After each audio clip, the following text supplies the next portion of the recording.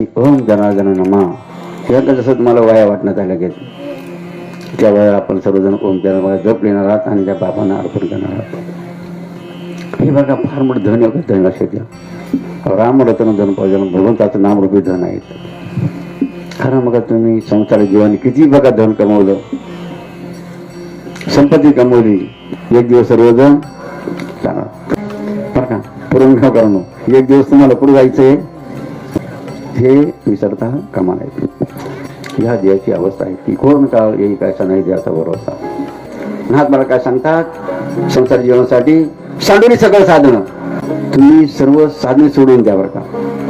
जो काही साधू भजन तर फक्त काय करा, संतांचं नामस्मरण करा, पुढचं नामस्मरण लक्षात घ्या.